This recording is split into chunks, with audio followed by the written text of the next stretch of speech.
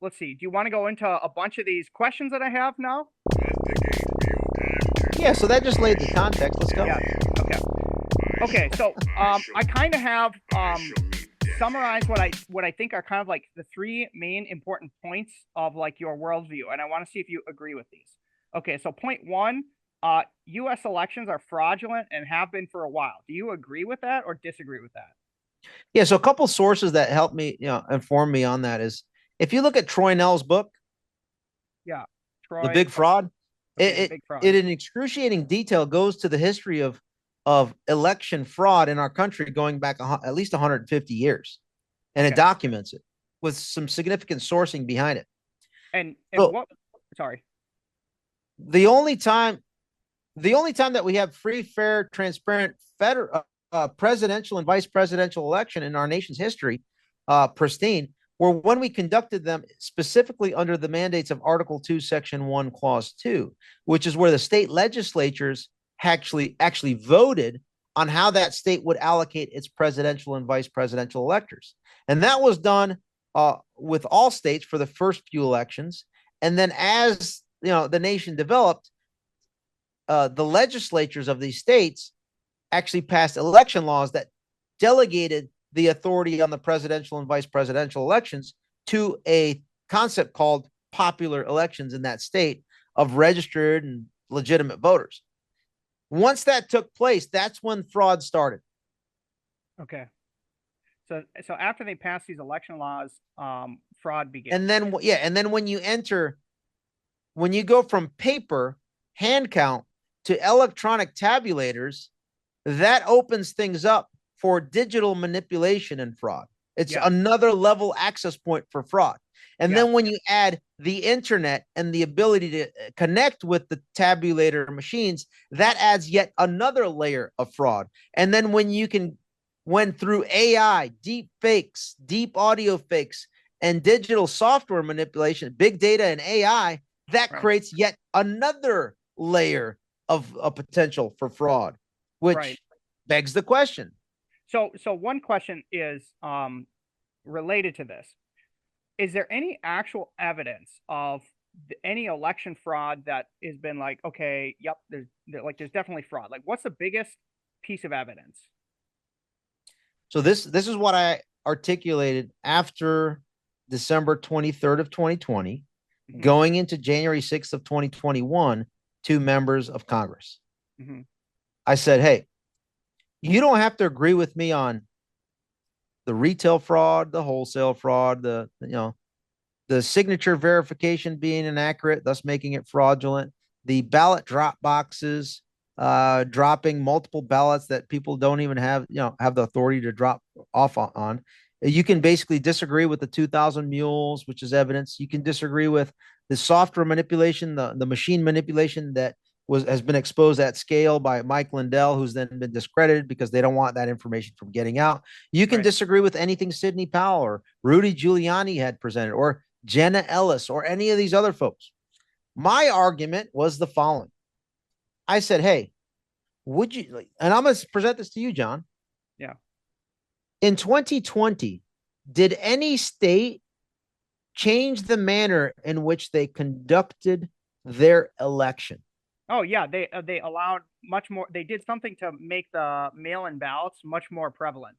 That was everywhere. Did the state legislature of that state authorize that process? I don't actually know. I remember it was connected to some kind of COVID No. COVID rationale. 39 states ran their elections as a response to the Fauci funded Yes. Wuhan Institute of Virology lab incident. Yes. What does that mean? That means 39 states ran their elections outside of the election law as promulgated by that state legislature, rendering 39 states transmitting their electors based on a fraudulent, illegitimate election process. Yeah. Okay. That is the biggest, most compelling evidence of an illegitimate call it fraud, call it illegitimate, illegal process. It was straight up raw dog illegal. Yeah. And then when I presented it, you don't need to know about software or like coding or anything. when I present it to you, hey, here's the election law of Arizona. This is how the Secretary of State ordered the clerks to run the election. Do you see a little mismatch there, Congressman? Why, yes. In that case, it violates Article 2, Section 1, Clause 2, because the manner that's prescribed in the U.S. Constitution to allocate presidential and vice presidential electors is copy and paste this. Article 2, Section 1, Clause 2. Each state shall appoint in such manner as the legislature thereof may direct the number of electors when what? Voting for president and vice president. So if a non-legislative actor, such as a secretary of state, which is an executive branch actor in that state, when a non-legislative actor changes the manner in which the election is run, it is illegal. It is fraudulent. It is illegitimate. Right. I would agree. Should I continue, or is that enough? No, I would agree. Okay, on that answer. Let me ask one more question, trying to build a little bit more evidence on another side angle, which is these electronic tabulators. One question about these is, why do we have these? And it doesn't seem like there's any way to audit what's happening in the electronic tabulators. Like, why are we trusting these machines? Do you have any insights into that question? Just by you asking that question, Jim Baker, as the number 2 lawyer at Twitter, is now making the decision to remove you off of Twitter 1.0 because he's trying to stop you from convincing more people to move towards a free and fair election that they can't manipulate and control to remove Trump from the equation. But I digress. You're saying Jim Baker censored discussions about electronic tabulators? The first time President Trump was censored on Twitter 1.0 was when he was talking about the mail-in ballots, right? Yeah. The first time, or his first tweet, you couldn't share it, nothing. I was literally at the RNC convention in 2020 when that occurred, and I retweeted with comment. I was like, "Ooh, apparently you can't talk about potential fraud," and I got not suspended, but the account was frozen. Yeah, good old Jimmy Baker, because they're trying to do the electoral heist, friends. Yeah, that's because they can't have Trump back in because there's going to be a nice cleansing that takes place of the people that I listed. Not because President Trump knows about them. It's because people like me are exposing them. People like Kash Patel knows and wrote a book about it. People like John Radcliffe knows some of them. People like Rick Grinnell knows some of them. And in the collective, we are going to guarantee maximum consequences for them. So continue. Okay, next question. General Flynn and you talk about this coup. Explain the coup, although we've talked about that a lot. So let me just see if we have the answer to this now, which is, it seems like the FBI and the CIA, which is the deep state, they're constantly fraudulating documents or creating. So wait, let's take a moment to talk about the CIA. Yeah. Remember there were 51 spies who lied? Yes. That was on the Hunter Biden laptop. Well, why don't you do me a favor? Go to the website. Just type in the search engine as we discuss this. I want people to see the evidence. Okay. It's not just me making sounds.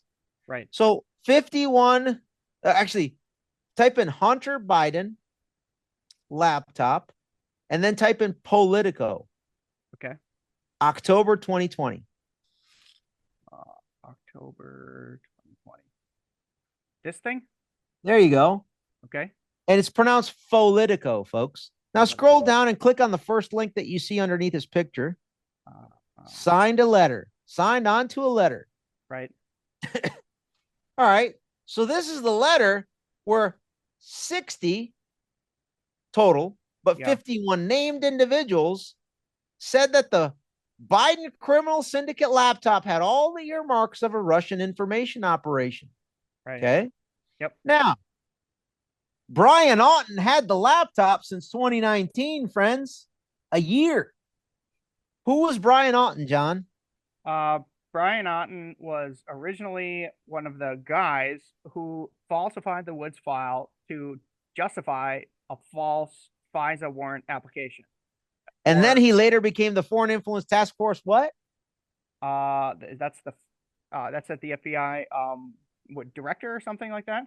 He became the supervisory intel analyst at the Foreign Influence Task Force, the Right. organization that was created to monitor Russia impact on the elections, right? And foreign Yes. interference. What Yes. does he instead do from headquarters? He and Laura Demlow works with Elvis Chan at the FBI field office in San Francisco and with Jim Baker to go ahead and coordinate that censorship industrial complex to basically say, hey, that Biden laptop that I've been sitting on for a year, we have to label that as Russian information Right. so that we can censor it and we can protect the Biden criminal syndicate. Okay. That's the FBI doing it. But then let's take a look at that. Go back to the website. Let's take a look at the 51 names. Oh yeah. Zoom it in, baby. Zoom it in. Okay. 1 second. Jim Clapper, Mike Hayden. Wait, hold on. Okay. Jim Clapper, former what does it say there? Former director of national intelligence. Okay, next, Mike Hayden. Former director. Former director of what? CIA. Oh, before we continue, people need to understand this, that they won't really find anywhere else. The Office of the Director of National Intelligence was created after 9/11. Okay. Okay. And it was created under the Intel Reform and Terrorism Prevention Act of 2004. Okay. I used to teach this stuff, by the way. Anyhow, so this organization was created and it was staffed by almost entirely originally by the, CIA. I'm talking about the ODNI. Mm-hmm. And so in the ODNI, you have an organization called the National Intelligence Council. That is an entity that is taken directly from the CIA, and a lot of it still resides within the CIA buildings. And it's the national, like an analytic arm for the ODNI. So you have a heavy footprint of CIA within the ODNI. Continue. So Mike Hayden's the director of CIA formerly. Next, Lenny Panetta, former director of CIA. Next, John Brennan, former director, CIA. You seeing a trend here? Yep, lots of CIA people, for sure. What about, let's keep going down. Scroll down to John McLaughlin, former acting director, CIA. Keep going down. Mike Morrell, former acting director, CIA. Let's go some more. Mike Vickers, former ops officer, CIA. Doug Wise, CIA. Let's keep going down. By the way, former director, NCTC. Remember, NCTC is a construct that came before that was the TTIC, Terrorism Threat Intelligence Center. How do I know these things? I've been in the system. And then before that, it was the CIA's version of the CTC, Counterterrorism Center, right? Next, let's keep going down. This is all CIA. Keep going down. And let's find, stop. David Buckley. Ooh, let's take a look at David Buckley. Do me a favor. Type in that name and in the internet search browser, and then type it before you press enter. Okay. Put in January 6th, staff director.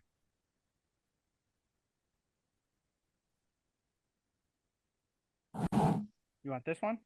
Yeah, why not? Let's use their garbage. Staff director for the January 6th cover-up committee. Okay, what? Wait, go back to the list. Accused of retaliating against whistleblower. Back to the list. This. So one of the 51 spies who lied on behalf of the Biden criminal syndicate so that big tech would censor it out, and so that Joe Biden, before the debate with Trump, could say, hey, that laptop of mine that exposes my criminal syndicate status and proves exactly why you did the Ukraine call and then debunks the entire impeachment hoax one. David Buckley's on the list. And oh, by the way, the insurrection that we created, meanwhile covering up for the Fedsurrection, we're going to use one of the 51 of our guys that covered for the Biden laptop to also cover for the Fedsurrection. Isn't that convenient, John? Yes. Why am I the only one connecting these dots? Well, there's a lot of dots. Because I guess I'm that good, huh? Yeah. Well, that's one reason why I want to interview you, because you have very detailed records. All right. So when you say you get my point, where the Yeah. 51 are primarily affiliates of the CLI, which And begs so, the next question, which is an assumption. If it was mostly CLI that are here on the 51 that covered for the Biden criminal syndicate laptop, both representatives of the Bush-Cheney cabal and the Barry-Hussein cabal, as evidenced by the signatories, they're protecting themselves, right? And so what does that mean? That means that, the assumption is that if they're a former director of the CLI, they probably still have a lot of networks and connectivity and talk to people that are still employees of the CLI, right? And senior analysts at the CLI. And is it possible that their affiliates and close surrogates were the ones behind slow rolling the executive order 13848 release on foreign interference in our elections, and to stop any evidence showcasing that China had involvement in messing with our 2020 elections when they came out with the Intel Community Assessment on foreign interference in our elections? mm-hmm. I would say that that is a strong assumption, and I discussed that a little bit in my podcast with the Hodge twins. Mm-hmm. You might want to catch that, episode 20. Oh, I did see that. That was a good episode. That was good. Okay. So, so to summarize, I asked, what was the coup that General Flynn talks about, and the coup is essentially that the deep state keeps creating these disinformation campaigns to oust their political enemies, and all the Russia stuff was utilized to justify the ousting of multiple people. Is that correct? Yeah, I mean, I laid it out, Yeah. didn't I? Yes. Okay. I mean, was it convincing? Yes. Well, I mean, I think Again, I'm only giving you the superficial layer. Well, I mean, it's all connected to these fraudulent documents that we discussed in the beginning. I mean, that's the most important thing, that people need to understand, that there are these fraudulent documents that are trying to organize these efforts to spy and oust these people because they know, like you said, the dirt. Okay, one question about this to follow up. I have heard you and Flynn say multiple times some of this stuff goes way back into the 1960s. And so I'm just curious, is that just because the FBI as an institution has been doing this for years and years and years? Or is there something different that, like, I don't know about? So in 1947, we had a law called the National Security Act passed, which creates the CLI from the OSS. Okay. Which creates the State Department, creates the Department of Defense. Yeah. And so and you're saying, so they've been in charge the whole time? Hold on. I'm just getting started here. Okay. So there's a law.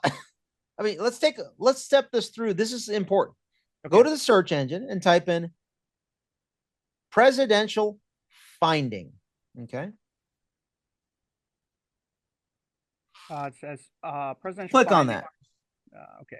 Yeah, just go to Wikipedia. Now let's take a look.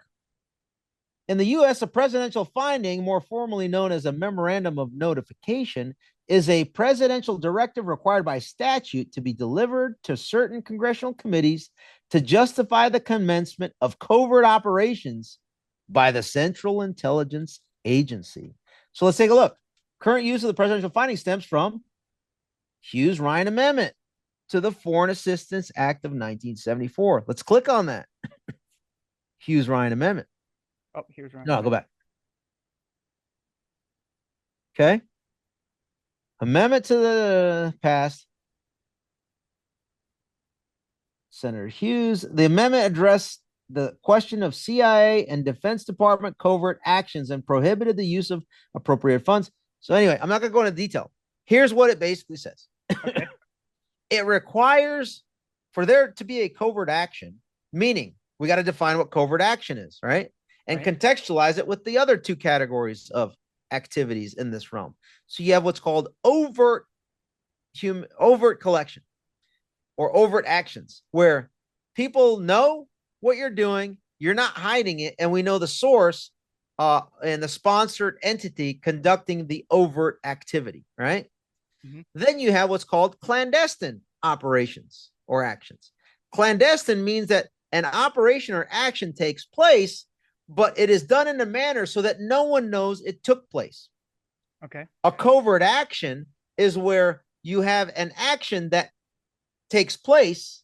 People see that it took place and know that an action took place, but you do not know who the sponsor of that action is because it is obfuscated or tried to be placed at the responsibility of not the actual sponsor. Okay. That is a covert action. Now, can it be a clandestine and covert action simultaneously? Yes. It's a, got it. Covert actions under this law requires a president to sign a document known as a presidential finding, which authorizes the CIA to conduct the whatever the covert action is. It could be anything from an assassination, right? Right. To foreign influence operations, et cetera, et cetera. So this goes to your question. Now that you know the context and framework, when General Flynn, as the director of the Defense Intelligence Agency, one of those things is not only speaking truth to power before congressional committees that we talked about, but also auditing the use of contractors for the DIA. It starts to kind of like get people to squirm that may not have been allocating resources in a proper way and on the up and up. And then when he then becomes the incoming national security advisor, and he indicates he's going to do a wholesale audit of the entire intelligence community and national security ecosystem to include the black budget, who do you think starts to squirm? The 51 spies who lied. Right. That represent the Bush Cheney CIA and the Barry Hussein CIA. And it goes back to even before that, because guess who Bush Jr.'s daddy was before he became the president and before he became the vice president?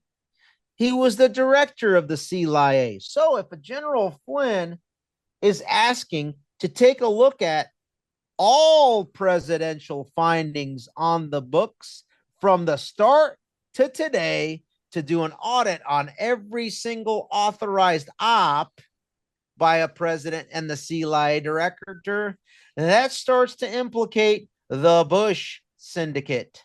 I see. In a massive way. That starts to implicate the Barry Hussein John Brennan syndicate. That starts to expose everything going back to the 1960s that is part of this question, because then we can take a look at, I wonder who was behind the assassination of John F. Kennedy. Yeah. Robert F. Kennedy, Malcolm X, Martin Luther King Jr. Yeah. You see how important that is? Yeah. So essentially, General Flynn wanted to audit the presidential memorandums, which are essentially secret authorizations from the president to the CIA. And that would have caused General Flynn to learn about all these connections that display the corruption and the malfeasance of the CIA all the way back to the 1960s. By name, date, place, transgression, and financial category, and follow money. And again, he alludes to this in the movie. I'm just extrapolating what he says in the movie based on my knowledge and understanding of the apparatus. Yeah. Of what could be gleaned. That makes sense. Because you got to remember, it begs the question, why has the JFK assassination files, why have they not been released? I wonder what role George H.W. Bush had at the CIA around that period of time, if any. Interesting. Just a question. Yeah. Not an accusation. Well, that's another reason that I really hope General Flynn gets at least into the administration, because I would like to see that. And I'd like to see, hopefully, some of that stuff would come out, because I don't think you can get rid of the corruption until So let me pause here and ask, do you think Elon Musk knows the system at this level to be able to make it efficient as per last night's space? The CIA? Well, that's an interesting question. Again, if there's black budgets that nobody has an idea of what they are or what they do, I don't know how you fix that, because I you would can't. answer this way. I would answer my own question and say Elon Musk has no clue. Yeah. He's a massively successful and intelligent man. Yeah. But there are areas that he's a political novice. He says it himself. I mean, listening to him yesterday, he doesn't know a lot of this stuff because he's been busy focused on developing massively consequential societal and like humanity level solutions with his products. Right. He hasn't expended any energy on this, which what I'm getting at here, it requires someone with an intimate knowledge that had, like, just like Elon Musk now has an intimate knowledge of Twitter 1.0. But the thing is, he's not complicit in any of that. So he can literally expose everybody without having any risk to himself of exposing it. Just like a General Flynn, clean, can come in and just totally clean house without any legal risk to himself. Well, let's hope that happens. Okay. So wait, let me ask this question, which is a follow-up then. With all the stuff based on the fraudulent deep state, fraudulent documents, fraudulent voting, do you think that we are a republic as constituted today, or no? Would you say that in practicality we are not actually a republic?